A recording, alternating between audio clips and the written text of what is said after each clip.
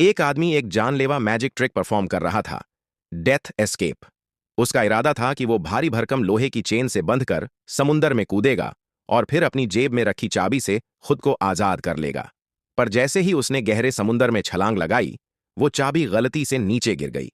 उसे इस बात का बिल्कुल अंदाजा नहीं था। लोहे की भारी गेंद उसे सीधे समुंदर की तह तक खींच ले गई।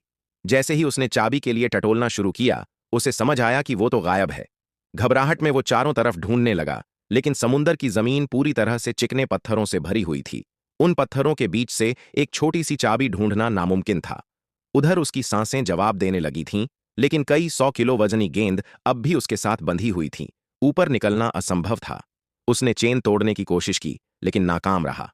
ऊपर दर्शक अब भी इसे शो का हिस्सा समझ रहे थे। सिर्फ उसकी असिस्टेंट सिमरन को शक हुआ। उसने घड़ी देखी, आधा घंटा बीत चुका था।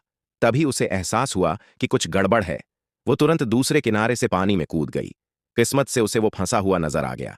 बिना वक्त गंवाए सिमरन ने उसे ऑक्सीजन दी ताकि वो जिंदा रह सके।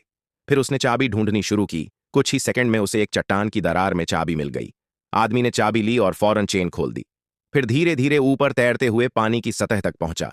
शो अपने अंजाम तक पहुंचा और दर्शकों ने तालियां बजाईं। किसी को भनक तक नहीं लगी कि मौत बस चंद सेकंड दूर थी। लेकिन सिमरन उसी रास्ते से वापस नहीं लौटी जहां से वो कूदी थी। उसने दूसरा किनारा चुना। क्यों? क्योंकि अगर वो उसी जगह से बाहर आती तो सब समझ जाते कि ये कोई ट्रिक नहीं थी, बल्कि एक रियल लाइफ हादसा था। और एक जादूगर कभी अपना राज नहीं खोलता।